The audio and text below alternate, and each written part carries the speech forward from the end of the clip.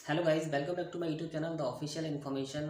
और आज के सेशन में हम कुछ खास टॉपिक पे बात करने वाले हैं जो आजकल चर्चा का केंद्र बनी हुई है।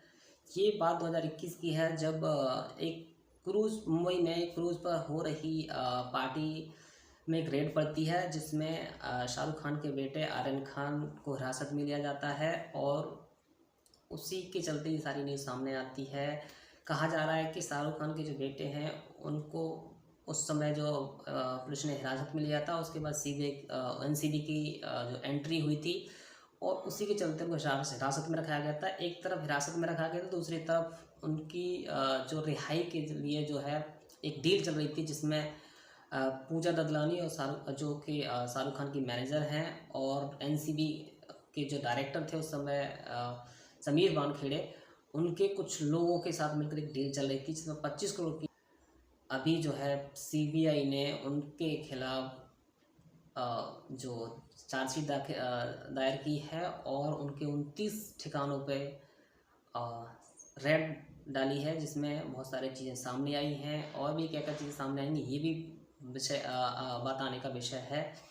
तो हम जान लेते हैं कि जो शाहरुख खान के बेटे जो आर्यन खान हैं उनकी गिरफ्तारी क्यों हुई थी, क्या उन पर आरोप लगे थे। उस समय जो है ये कहा जा रहा था कि उनके पास से ड्रग्स और बहुत सारे नशीले पदार्थ उनके पास से मिले थे जिनकी कीमत 1,33,000 बताई गई थी। तो उसके चलते उनको गिरफ्तार किया गया था। बस वो शांत नहीं हो पाया था। उस समय पिछली साल ही आरोप लग चुके थे, लेकिन उस समय समीर वानखेड़े के खिलाफ जो है एक एसआईटी बनाई गई थी। उसमें कुछ आरोप उसमें सामने आए थे और आरोपों के चलते उनको जो है उनके पद से हटा दिया आए हैं और उसमें उनको फिर से चर्चा में ला दिया गया है। तो जो शाहरुख खान के बेटे जो आर्यन खान थे उनका मामला तो जो 2021 में ही रफा दफा हो गया था। कुछ दिन की हिरासत में लेने गया और 22-23 दिन के बाद उनको छोड़ दिया गया था। लेकिन अब मामला जो है समीर वानखेड़े पे आ गया है। उन पे जो 25 करोड़ घूस लेने के आरोप जो लगे हैं उनका ये खुलासा कैसे हुआ था ये पैसा जानने का है। तो उनके एक पर्सनल सिक्योरिटी गार्ड थे जो अभी भी हैं, मतलब उनको जो है उन्होंने ही इस चीज़ का खुलासा किया है कि 25 करोड़ की डील हुई थी और मैंने इस चीज़ को करीबी से देखा था जिसमें पूजा ददलानी शाहरुख खान की जो मैनेजर हैं उनका नाम आ रहा था और समीर वानखेड़े के कुछ लोग थे, उन दोनों के बीच डील हो रही थी। तो मेन अभी जो भूमिका में है वो समीर वानखेड़े के जो पर्सनली सिक्योरिटी गार्ड जो हैं प्रभाकर सर वो हैं, उन्होंने इस चीज़ का खुलासा किया है।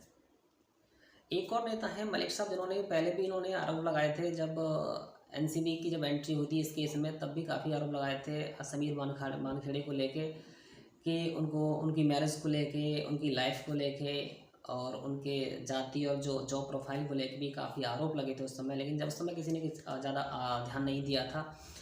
लेकिन अब जो है बात उनकी भी बात सामने आई है और उन्होंने काफ़ी गंभीर ये भी आरोप लगाए थे कि इन्होंने जो है जब सीबीआई की जब एंट्री हुई थी तो उन्होंने बहुत सारी इन्फॉर्मेशन छुपाई थी जो वो भी सामने आ गई है, क्योंकि उनके काफ़ी ठिकानों पे भी जो एनसीबी की रेड पड़ी थी।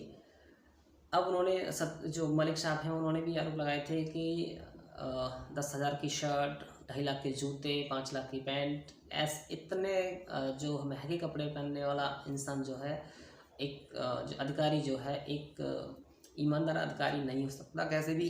तो इस चीज़ को भी उन्होंने आरोप लगाए थे। और दूसरा आरोप ये था कि उनके पास कुछ जो कस्टम में ये जो है स्टार्टिंग में कस्टम में थे उस समय बहुत सारी चीज़ें जो है जब्त होती हैं और इनके पास चीज़ें आती थी। तो इन्होंने बिना किसी इन्फॉर्मेशन दिए हुए इन्होंने बहुत सारी चीज़ें जो उनमें घड़ियों का स्पेशली नाम लिया गया था जिसमें 50 लाख की घड़ी को 20,000 में बेचा। जो 10 लाख की घड़ी है उनको 5 लाख में, यानी बहुत सारी महंगी चीज़ों को उन्होंने सस्ते दामों में बेच के अपना और दूसरों का फ़ायदा किया इन्होंने, ये भी इन पर आरोप लगे थे। और कुछ ट्रैवलिंग इनकी जो थी बाहर वो भी एक बिना बताए और उसकी भी कोई इन्फॉर्मेशन उन्होंने सीबीआई को नहीं दी थी, लेकिन वो भी सामने आई हैं। तो बहुत सारे आरोप इन पे लगे हैं और आपको इन्फॉर्मेशन कैसी लगी आप कमेंट में ज़रूर बताएं।